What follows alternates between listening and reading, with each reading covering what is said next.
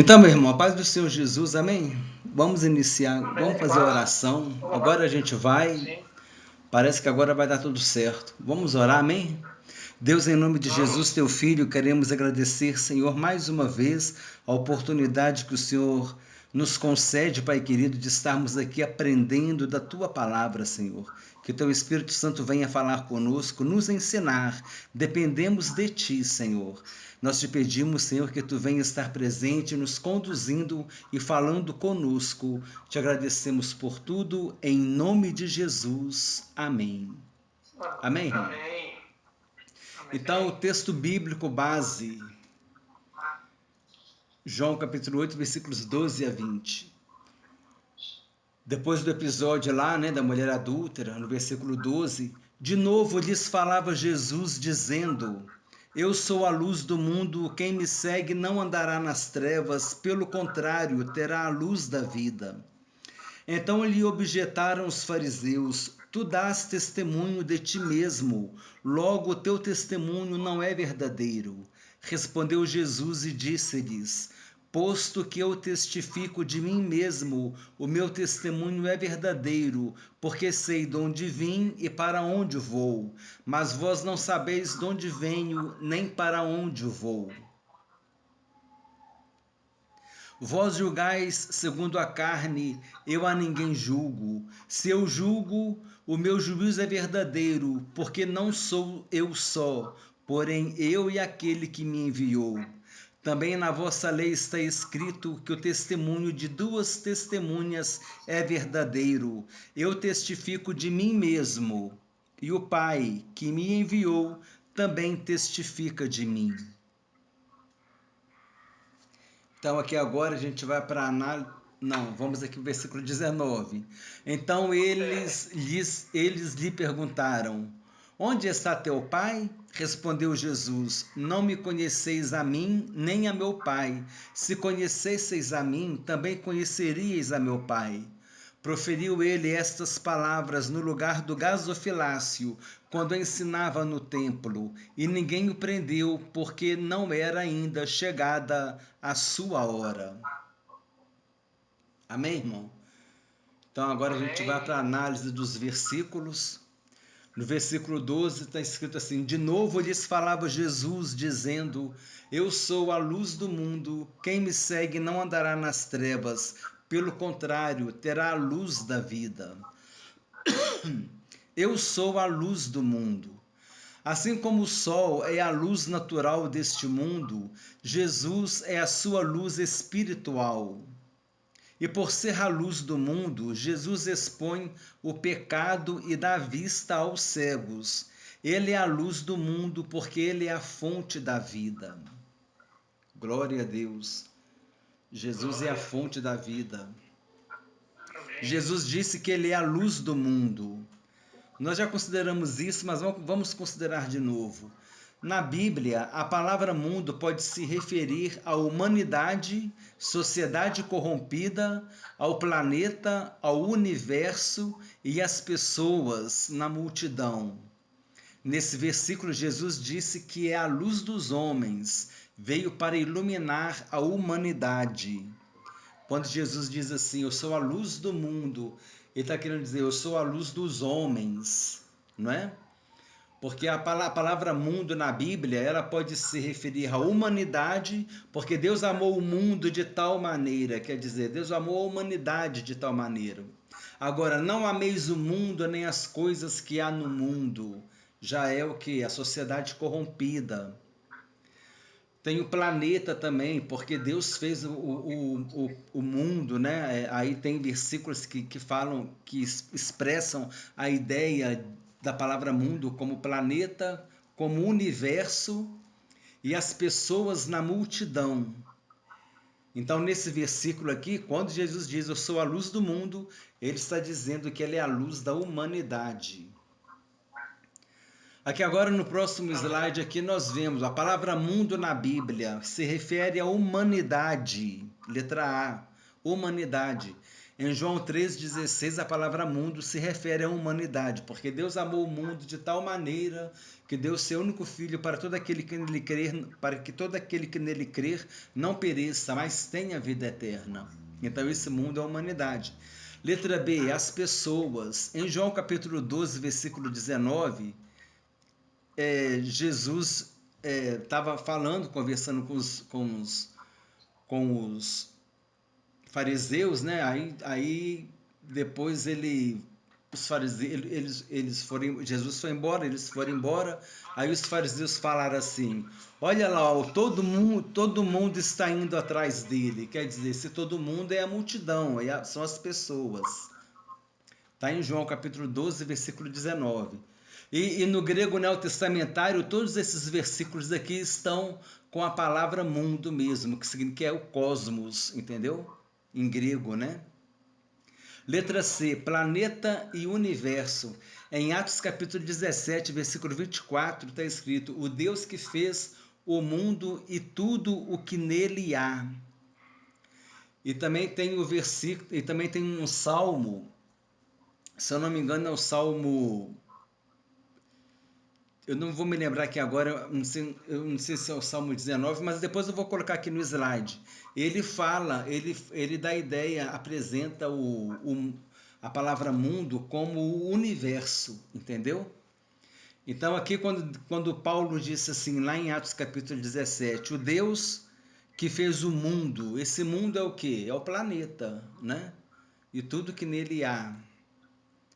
O planeta Terra. Ou também pode ser interpretado como o universo, né, numa visão mais ampla. E a sociedade corrompida, 1 João capítulo 5, versículo 4. Essa é a vitória que vence o mundo, a nossa fé. Que mundo que nós falamos aqui? Esse mundo é qual? Esse mundo é a sociedade corrompida. É o planeta? A gente tem que vencer o planeta?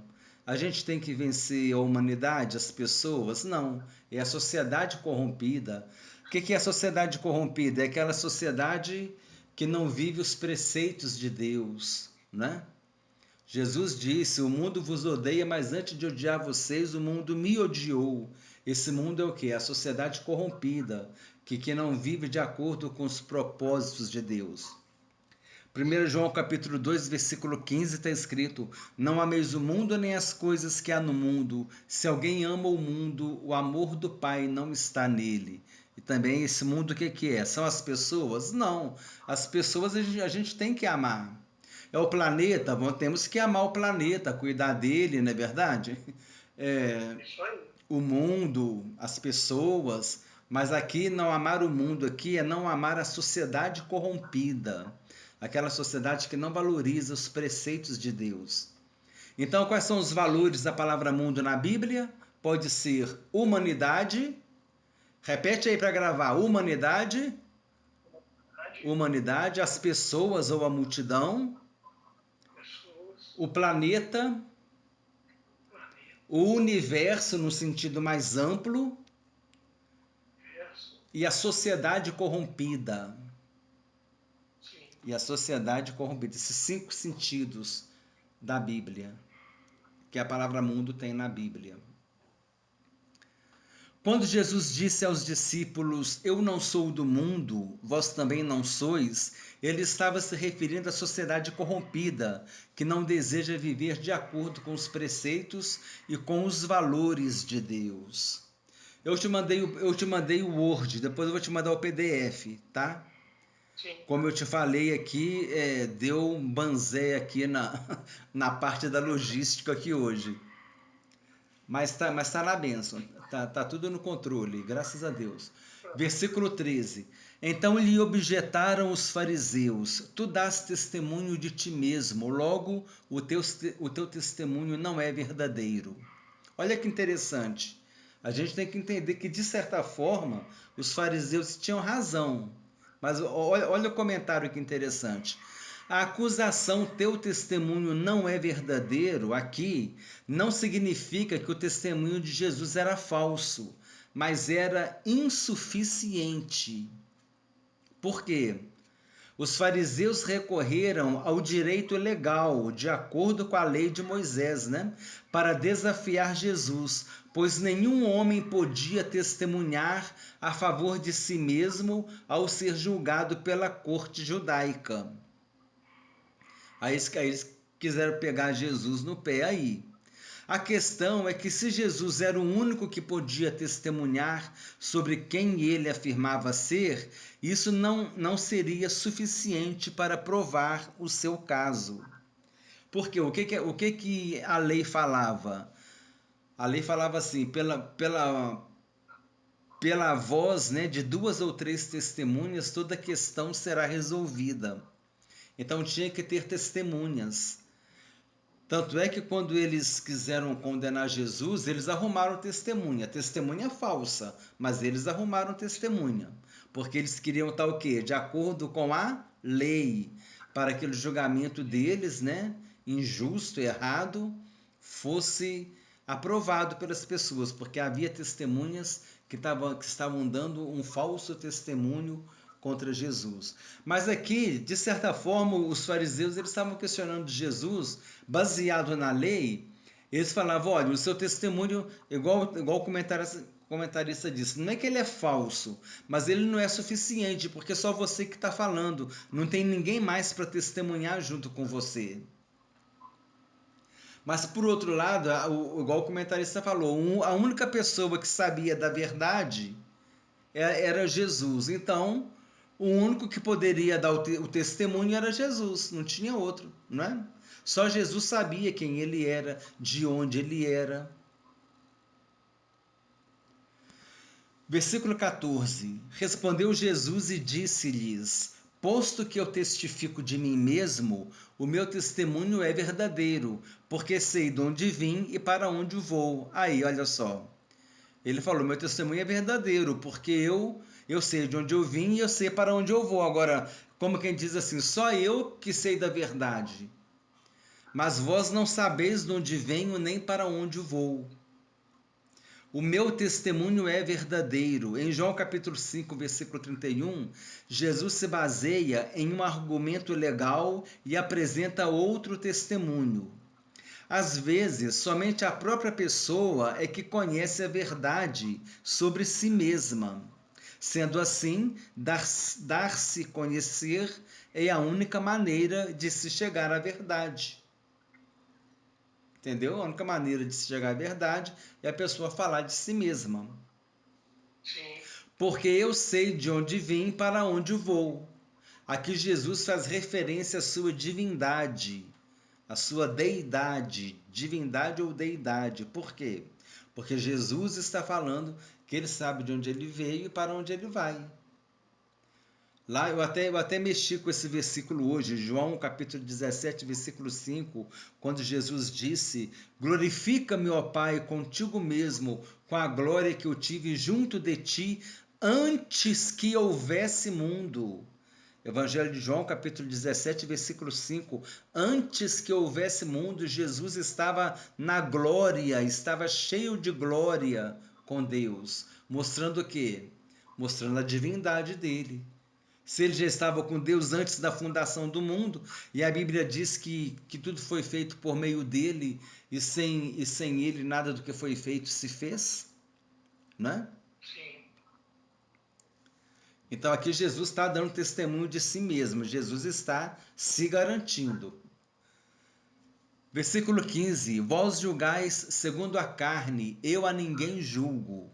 A expressão segundo a carne também pode significar segundo a aparência ou pelos padrões humanos.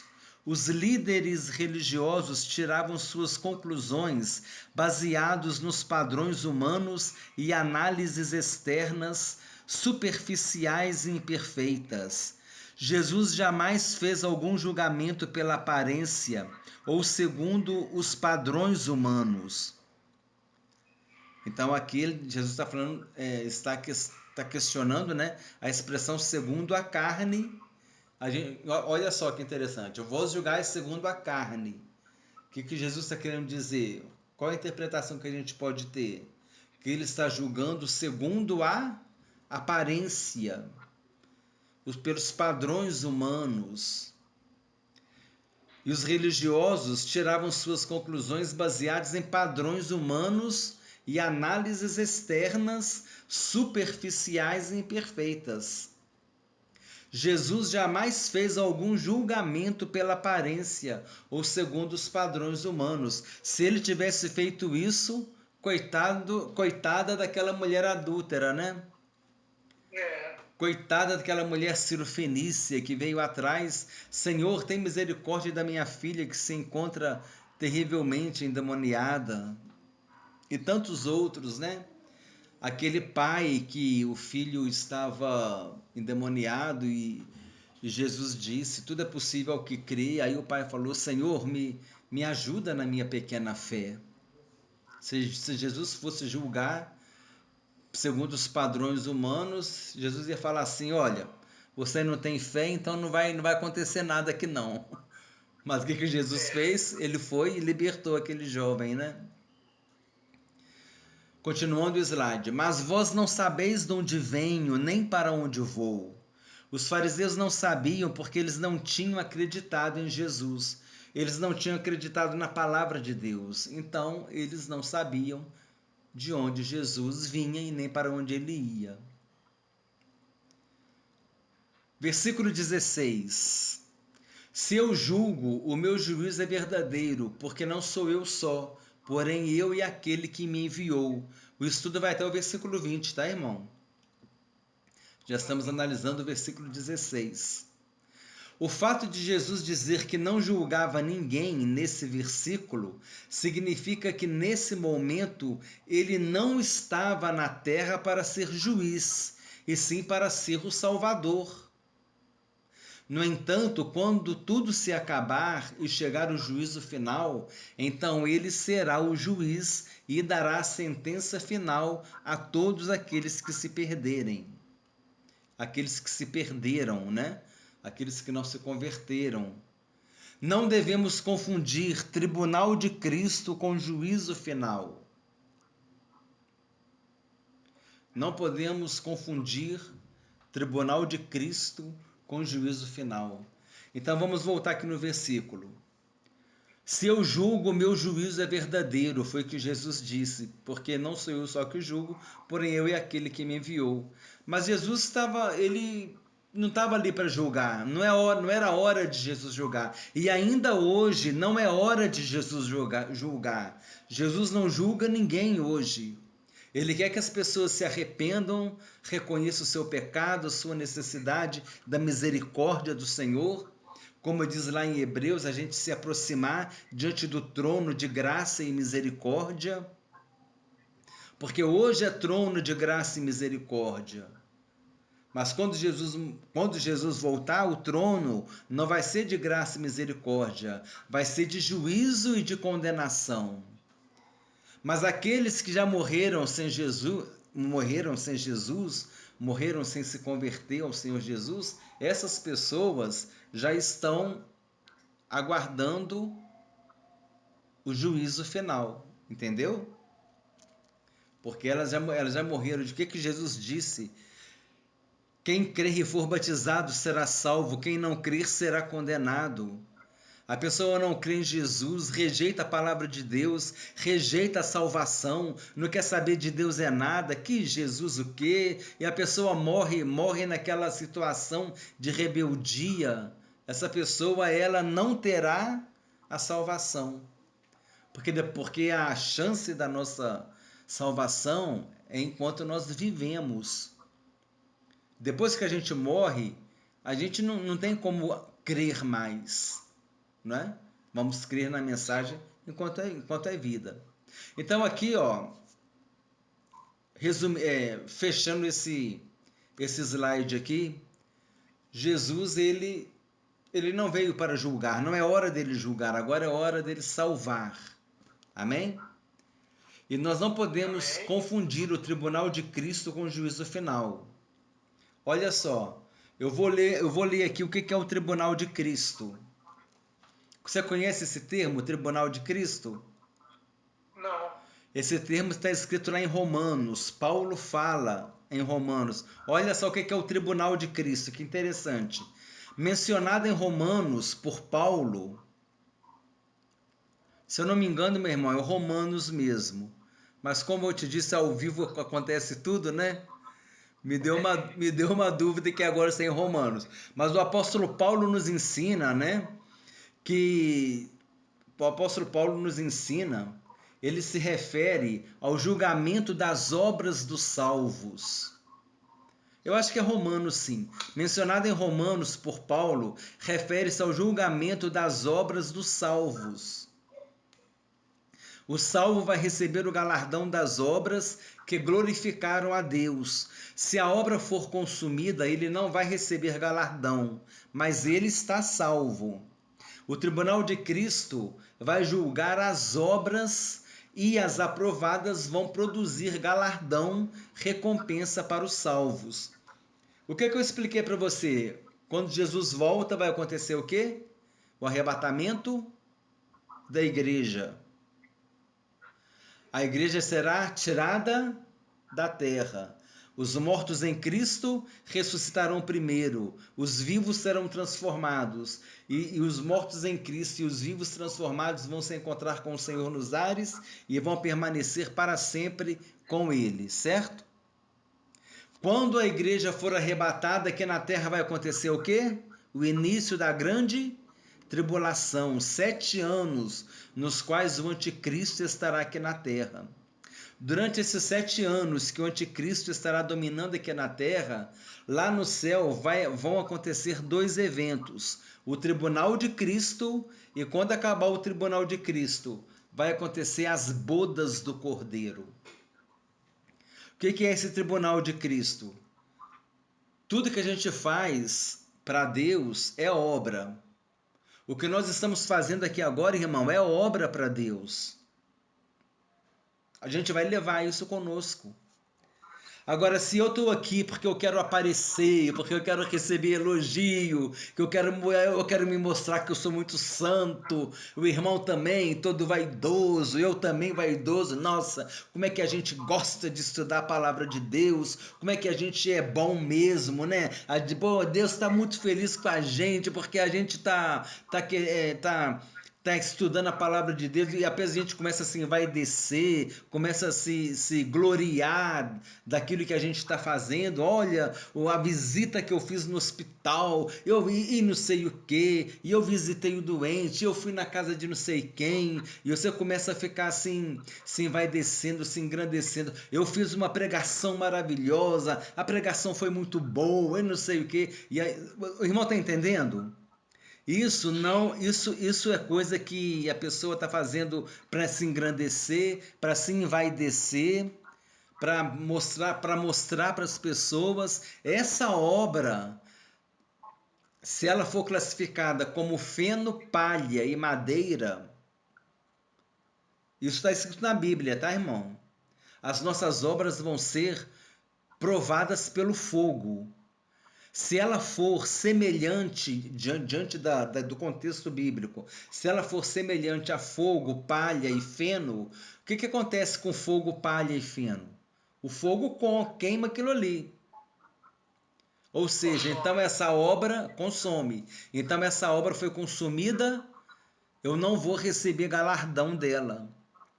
Agora, se eu fiz aqui porque, Senhor, tem misericórdia, eu quero que o teu nome seja glorificado nesse estudo, eu quero que vidas sejam edificadas, que a tua igreja aprenda a tua palavra, que quem não é convertido se converta, e a gente ore e pede a Deus misericórdia, quero estar escondido atrás da cruz, aí Deus ele se agrada do que nós estamos fazendo. Nesse texto que está escrito que Paulo ensinou, eu te mando ele depois, tá? Eu copio no aplicativo e eu te mando. Essas obras elas vão ser classificadas como ouro, prata e pedra preciosa. Olha só, as obras aprovadas, ouro, prata e pedra preciosa. Vai chegar o fogo nelas, não vai consumir. Então, dessa obra eu vou receber o galardão. Agora, aquela obra que eu fiz para envaidecer, para aparecer, né, para os outros ficar me batendo palma para mim. Isso vai ser o quê? Fogo, prata, madeira, palha e feno. E ela vai ser o quê? Consumida. Eu estou salvo no Senhor Jesus. Eu estou no céu. Eu já estou salvo. Eu já fui arrebatado. Eu já estou no céu. Glória a Deus por isso. O irmão está entendendo? Mas a minha obra é que não foi aprovada. E essa obra não foi aprovada, então só aquilo que eu fiz e que foi aprovado por Deus é que eu vou receber o galardão. Então o julgamento dessas obras vai acontecer onde? No tribunal de Cristo. É no tribunal de Cristo que essas obras vão aparecer. Vão ser avaliadas. O irmão entendeu? O irmão entendeu? Então, ó, o tribunal de Cristo é isso. Quem vai participar? Os salvos. Eles que vão ser julgados? Não. Não são eles que vão ser julgados. O que vai ser julgado é a nossa obra. Eu já estou no céu. Eu já estou no céu. Eu já estou salvo. Agora, se a minha obra foi aprovada, eu vou receber recompensa dela. Se ela não for reprovada, se ela for reprovada, eu não vou. Então, aquelas obras que forem aprovadas, se esse estudo que nós estamos fazendo aqui, se ele for aprovado por Deus, vai ser mais uma pedrinha na nossa coroa, né? Vamos assim dizer. O irmão está entendendo? Então, isso é o tribunal de Cristo. Então, o tribunal de Cristo é o julgamento das obras dos salvos. As obras aprovadas vão produzir galardão. Às vezes a pessoa fala assim, ah não, porque a gente vai comparecer perante o tribunal de Cristo e vamos ser julgados. Não tem nada a ver, não existe julgamento. Eu já estou no céu. Eu estou no céu, no tribunal de Cristo, eu não vou ser julgado, eu já estou salvo, eu já fui arrebatado. O que vai acontecer é que a minha obra que eu fiz, o evangelismo que eu fiz, se Deus se agradou desse evangelismo, vai produzir um galardão para mim. O que é esse galardão? A gente não sabe. A gente costuma brincar dizendo que é uma coroa, né?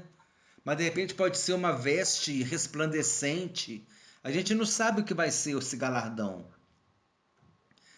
Mas também nem temos que preocupar com isso. A gente não tem que servir a Deus e fazer a obra de Deus para receber galardão, porque senão eu estou fazendo a obra de Deus em troca de galardão. Nossa, eu vou fazer muita obra de Deus, porque se eu fizer muita obra de Deus, a minha coroa no céu vai estar cheio de pedrinha. Então, quer dizer, eu estou servindo a Deus por amor, eu estou servindo a Deus porque eu quero uma coroa cheia de pedra.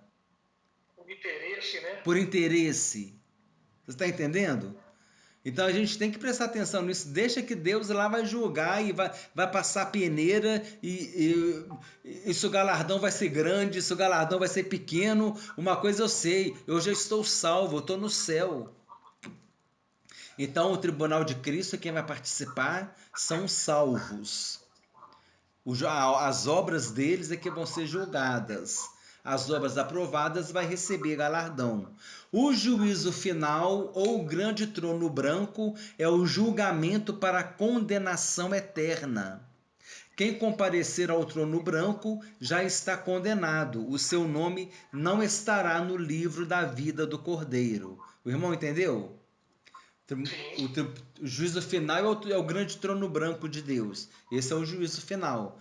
O tribunal de Cristo não. O tribunal de Cristo, aqui começa 7 anos de grande tribulação, vai ter o tribunal de Cristo. Quando acabar o tribunal de Cristo, vai ter o quê? Vai ter as bodas do Cordeiro, vai ter uma festa no céu, onde a noiva vai se casar com o noivo.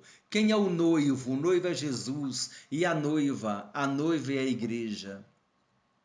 Conhece aquele hino? A noiva é a igreja, o noivo é Jesus. A noiva é a igreja, o noivo é Jesus. A noiva vai subir, revestida de poder, de pureza e santidade, de amor e resplendor. A igreja vai subir, revestida de poder, de pureza e santidade, de amor e resplendor. Só tem uns 30 anos que eu não canto esse hino, meu irmão. Eu perdi um pouco aqui o ritmo dele. Mas a bênção é essa: a noiva é a igreja e o noivo é Jesus. Amém? Versículo Amém. 17. Versículo 17. Também na vossa lei está escrito que o testemunho de duas pessoas é verdadeiro. Em Deuteronômio capítulo 17, versículo 6 e Deuteronômio 19, 15, Jesus está dizendo simplesmente que ele está disposto a basear sua afirmação nos princípios comuns da jurisprudência como estabelecida na lei de Moisés. Eu entendo jurisprudência como aquilo que vai sendo reconhecido, né, ao longo do tempo como um procedimento, como uma decisão. Então, Jesus lança mão desse recurso, porque se está escrito na lei de Moisés que por duas pessoas o testemunho é verdadeiro, aí Jesus vai falar assim: olha, eu e meu pai, o meu pai também testemunha de mim. Olha só Deuteronômio 17, versículo 6. Por depoimento de duas ou três testemunhas será morto o que houver de morrer. Por depoimento de uma só testemunha não morrerá. Olha só, tinha que ter duas ou três testemunhas. Deuteronômio 19, versículo 15. Uma só testemunha não se levantará contra alguém por qualquer iniquidade ou por qualquer pecado, seja qual for que cometer. Pelo depoimento de duas ou três testemunhas se estabelecerá o fato. Então seria necessário o depoimento de duas ou três testemunhas. Amém? Reforçando, o que os fariseus fizeram? Buscaram falsas testemunhas para poder cumprir esse requisito aqui, para poder condenar Jesus. Versículo 18. Eu testifico de mim mesmo, e o Pai que me enviou também testifica de mim. Não sou eu só. Jesus podia afirmar que suas palavras eram corretas e verdadeiras, embora a lei de Moisés exigisse duas testemunhas para que algo tivesse validade, nos versículos que nós lemos anteriormente, Deuteronômio 17, 6 e Deuteronômio 19, 15. Então Jesus ele poderia falar: minhas palavras são corretas e verdadeiras, eu estou dando testemunho de mim, mas ele exigiu, já que a lei exigia mais alguém, ele falou: o meu Pai também testifica de mim. Por meio dos sinais, tanto o Pai como Jesus haviam dado testemunho de que aquelas obras e palavras eram verdadeiras. Como Deus deu testemunho junto com Jesus? Por meio dos sinais. Abrindo o olho do cego, fazendo o mudo falar, ressuscitando o morto, multiplicando pães. Quantos sinais que davam testemunho de Jesus. Então, por meio de sinais, tanto o Pai como Jesus haviam dado testemunho de que aquelas obras e palavras eram verdadeiras. Os fariseus acusaram Jesus de não ter trazido provas que corroborassem, quer dizer, que apoiassem, que sustentassem a sua argumentação. Mas a resposta de Cristo foi: o julgamento de vocês é superficial. Eu e meu Pai somos a minha prova. Eu testifico de mim mesmo. Nessa afirmação, Jesus mostra que tinha consciência de sua natureza divina. Versículo 19. Então eles lhe perguntaram: onde está teu pai? Respondeu Jesus: não me conheceis a mim nem a meu Pai. Se conhecesseis a mim, também conheceríeis a meu Pai. Onde está o teu pai? A pergunta. Já que o Pai fazia parte do testemunho de Jesus, os fariseus queriam saber onde ele estava. Talvez seja possível observar uma atitude de zombaria por parte dos fariseus, pois não perguntaram quem era o pai de Jesus, e sim onde ele estava. Quer dizer, tudo que Jesus falava, eles retrucavam, né? Tudo que Jesus falava, eles tinham uma palavra na ponta da língua para devolver, né? Terrível, né? É terrível gente assim. Você está evangelizando a pessoa, você está pregando para a pessoa, você está mostrando na Bíblia o que está escrito, aí a pessoa começa a questionar e começa a querer fazer uma reviravolta, né? É complicado. Mas só Jesus para ter misericórdia. Se a pessoa levar o folheto para casa, deixa Deus trabalhar, né? Não me conheceis a mim nem a meu Pai. Mesmo que os fariseus pudessem ver o Pai, eles não creriam no que Jesus lhes estava dizendo. Jesus veio para que todos conhecessem o Pai, mas eles não o receberam. E os judeus não receberam Jesus, não é verdade? Se conhecesseis a mim, também conheceríeis a meu Pai. Aqui novamente Jesus demonstra o seu íntimo relacionamento com Deus. Jesus, a expressão exata do seu ser. Quem vê a Jesus vê o Pai. Jesus disse a Filipe, né? Filipe, como dizes tu, mostra-nos o Pai. Quem me vê a mim vê o Pai. Jesus é a revelação exata de Deus. Em Jesus nós vemos Deus, não é verdade? Aquilo que nós falamos, né? No Antigo Testamento, Deus estava presente por meio da nuvem de glória que descia, Deus estava presente por meio de alguns sinais que ele fazia, mas agora Deus estava presente em Jesus e o Verbo se fez carne e veio habitar entre nós e vimos a sua glória, glória como do unigênito do Pai. Glória a Deus. Glória a Deus, palavra maravilhosa. Agora Deus veio, né? O Emanuel, Jesus é o Emanuel, é o Deus conosco. E agora, depois que Jesus foi levado ao céu, o que Jesus fez? Ele disse: Eu vos enviarei o Espírito Santo, o Consolador. E aí Jesus enviou o Espírito Santo de Deus, né? O Espírito Santo que é Deus, para ficar conosco, quer dizer, o nosso Deus é sempre Deus presente no Antigo Testamento, Deus presente no ministério de Jesus, Deus presente agora por meio do ministério do Espírito Santo. Deus está sempre presente na vida do homem. É só o homem desejar a presença dele. Te abrir para ele. Verdade.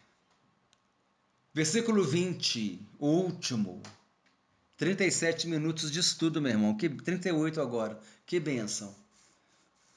Proferiu ele estas palavras no lugar do gasofilácio, quando ensinava no templo.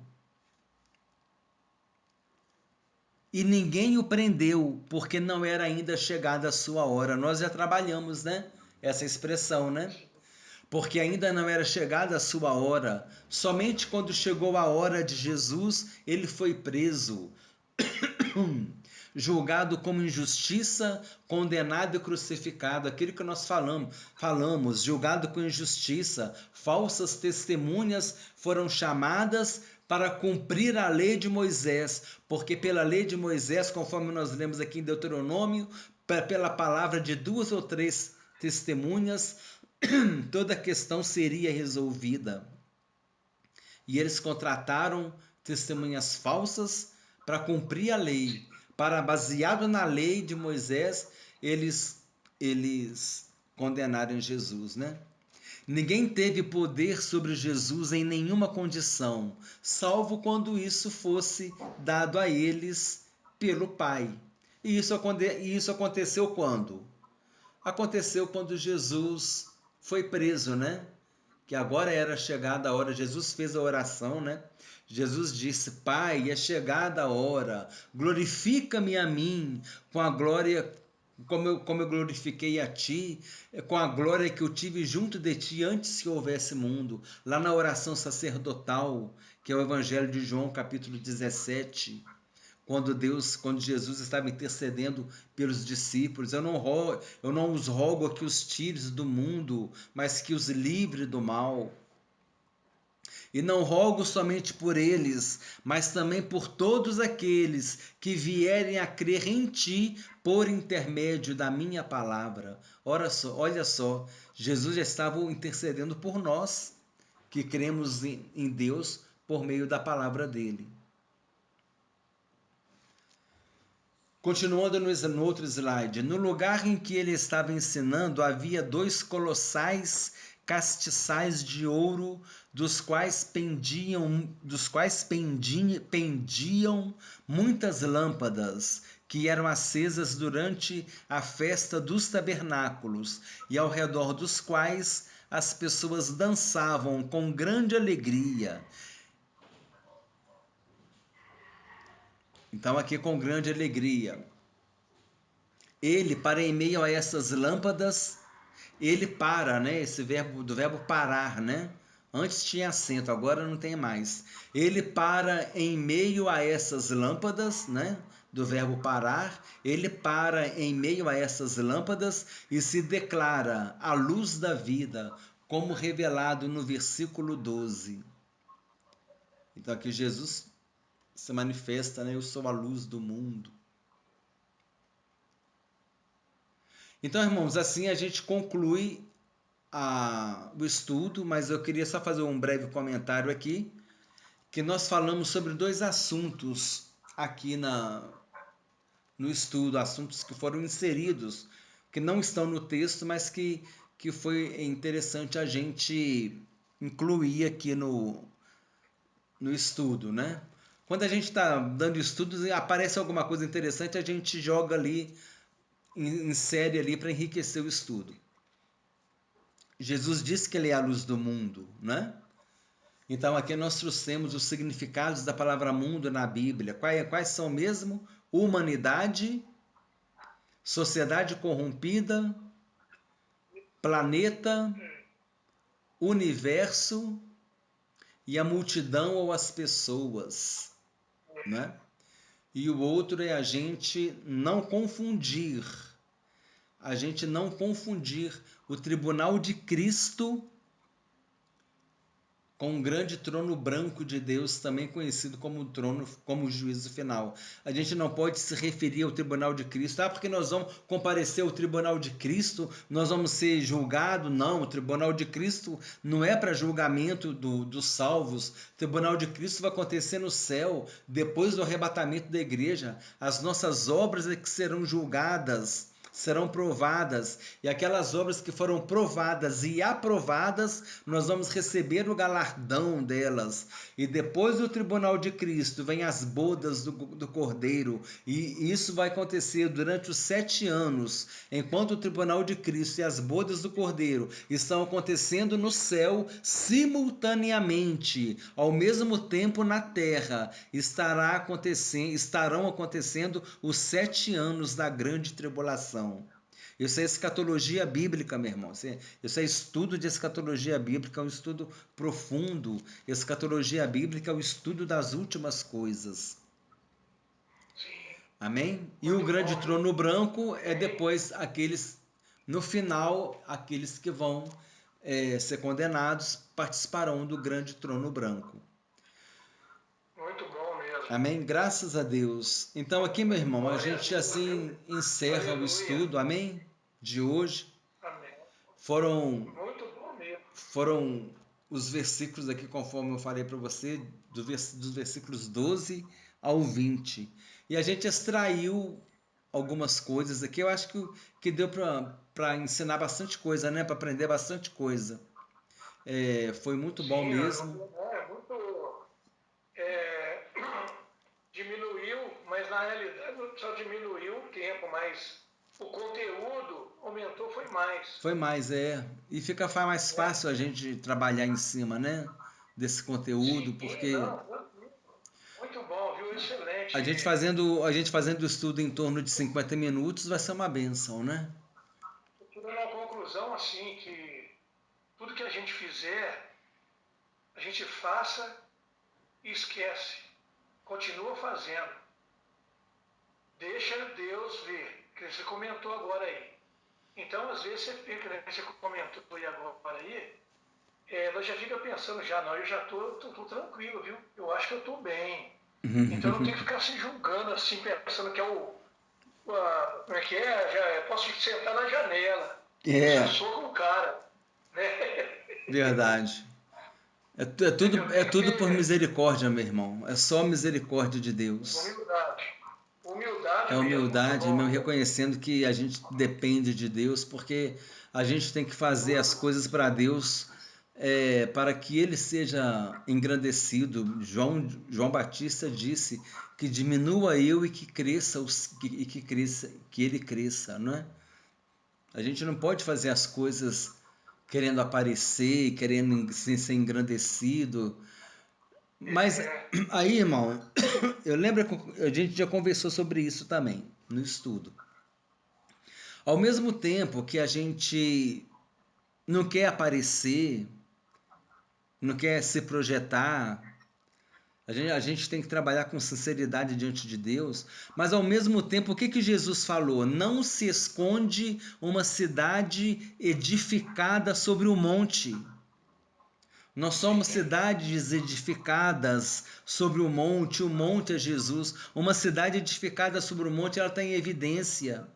Se a gente está em cidade edificada sobre o monte, se a gente está fazendo as coisas, querendo ou não, a nossa luz vai brilhar. A luz vai brilhar e vai incomodar. E o maior desse exemplo é o próprio Daniel. O profeta Daniel não fazia nada de errado, mas a luz dele incomodava. Ele simplesmente tinha uma vida com Deus, mais nada. Orava 3 vezes sim. por dia, simplesmente ele tinha um propósito de ter uma vida com Deus, mas ele era uma cidade edificada sobre um monte. O que ele fazia e a unção de Deus na vida dele fazia ele ser projetado, né? José no Egito também. Então, quer dizer, são pessoas que eram cidades edificadas sobre o monte, e Jesus disse é, para que a vossa luz brilhe diante dos homens e o Pai seja glorificado. Quando Jesus disse, vós sois a luz do mundo, então para que a vossa luz brilhe diante dos homens e eles glorifiquem o vosso Pai que está no céu. Então, querendo ou não, a luz brilha, a luz daquele que está na presença de Deus, que está fazendo as coisas para Deus, vai brilhar. Aquele pregador, aquele evangelista, aquele irmão que trabalha, ele vai ficar em evidência, porque Deus mesmo vai fazer isso. Por quê? Porque ele é uma cidade edificada sobre um monte, mas só que ele, em evidência, ele tem que tomar cuidado para não achar que ele é o tal. O irmão está entendendo? Ele não pode achar que ele é o tal, que ele é o bom. Mas em todo momento, está pregando para uma multidão de 30 mil pessoas. Senhor, tem misericórdia de mim, porque se eu vou pegar esse microfone aqui, se não for o Senhor na minha vida, não vai sair uma palavra. Não vai acontecer nada aqui. Então a pessoa ela tem que estar o quê? Sempre sabendo que se a luz dela brilha, o combustível vem de Jesus e o combustível é o Espírito Santo. Sim, muito bom. Aquele pavio lá que era aceso todo dia, colocava azeite para aquela lâmpada ficar acesa, continuamente acesa lá no Antigo Testamento. Hoje, para que a nossa lâmpada esteja continuamente acesa, nós precisamos do azeite do Espírito Santo, Sim, né? muito Igual bom. Jesus falou também Amém. em João capítulo 15, versículo 9, se eu não me engano, que ele diz que é importante que a gente produza muito fruto. E se a gente produzir muito fruto, o Pai será glorificado e e as pessoas vão reconhecer que nós somos discípulos de Jesus. Ou seja, se nós somos discípulos de Jesus, é porque nós estamos fundamentados nele. E isso tudo é para quê? É para glorificar a Deus. Jesus veio, tudo que Jesus fez foi para glorificar a Deus. É a mente de Cristo. Precisamos ter a mente de Cristo, a mente que quer glorificar a Deus, que quer obedecer a Deus, fazer a vontade de Deus. Nós vamos fazer as nossas obras, a nossa luz vai brilhar diante dos homens para glorificar a Deus. Nós vamos produzir fruto e o fruto que a gente produzir vai ser para glorificar a Deus. E tudo isso nós vamos fazer por quê? Porque nós estamos na videira verdadeira, porque nós estamos em Jesus. E Jesus disse: sem mim nada podeis fazer. Amém? Então isso que o irmão falou é interessante. A gente tem que ser vigilante nisso. Vamos fazer e vamos acontecer para o Senhor Jesus. Mas vamos fazer e acontecer com a mentalidade de que é para glorificar a Deus e que eu tenho que diminuir e Deus tem que crescer. E que sem Jesus eu nada posso fazer. Jesus disse: sem mim nada podeis fazer. Amém? Vamos orar agradecendo a Deus? Amém. Glória a Deus, em nome Deus. de Jesus, agradecemos a Ti, Senhor, por esse estudo de hoje, porque o Senhor esteve conosco, nos ensinando, nos revelando, falando conosco, nos exortando, nos ensinando, pois essa é a verdadeira profecia. A verdadeira profecia, ela tem exortação, ela tem edificação, ela tem consolação. Essa é a verdadeira profecia, a profecia verdadeira da Tua palavra, que nos ensina que nós devemos fazer sim, que nós devemos fazer tudo para o Senhor, e muitas vezes nós vamos brilhar diante dos homens, mas a gente tem que saber que nós vamos brilhar para que o Senhor seja glorificado, para que o Teu nome seja glorificado. Quando produzirmos fruto, é para que o Teu nome seja glorificado, e consciente de que tudo aquilo que a gente faz é na dependência de Jesus Cristo, é na dependência do Espírito Santo, é na dependência de Jesus, porque Ele disse: sem mim nada podeis fazer. E nós estamos aqui, Senhor, fazendo, e nós sabemos que sem a presença do Teu Espírito nada nós podemos fazer, e nós nos humilhamos diante de Ti, nós reconhecemos que Tu és o grande Deus sobre toda a terra, nós reconhecemos que em Ti está o querer e o efetuar, e o realizar, e o Senhor faz tudo para glorificar o Teu nome, de acordo com a Tua vontade em nossas vidas. Nós nos humilhamos, nós pedimos perdão, nós pedimos ajuda para permanecer e prevalecer, meu Deus, em nome de Jesus, conduzindo, Senhor, a Tua palavra, Senhor, levando a Tua palavra para o povo, os Teus servos líderes, conduzindo o povo, Senhor, à Tua presença, no santo temor e tremor da Tua presença.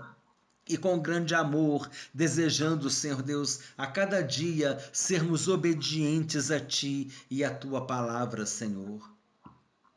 Derrama a Tua bênção sobre as nossas vidas. Vai nos capacitando, Senhor. Vai nos mudando, vai nos moldando, vai nos fazendo conforme a Tua vontade. Nós precisamos da Tua ajuda, nós precisamos da Tua presença. Fica conosco, Senhor. É o que nós te pedimos e te agradecemos. Em nome de Jesus. Amém. Amém, meu irmão? Aleluia, Amém. Glória a Deus. Graças a Deus. amém. Aí, irmão, Glória a Deus. hoje é dia 22 de março, né? Quarta-feira. Mas aí a gente tenta, então, fazer o estudo na segunda-feira que vem, amém? Aí Sim. a gente vai se falando aí pelo WhatsApp, aí a gente vai mandando mensagem, amém? Meu irmão, Deus Tudo abençoe em nome de Jesus. Tenha uma boa amém. noite na presença de Deus. Abraço, meu irmão. Uma boa semana. Fica com Deus. Amém.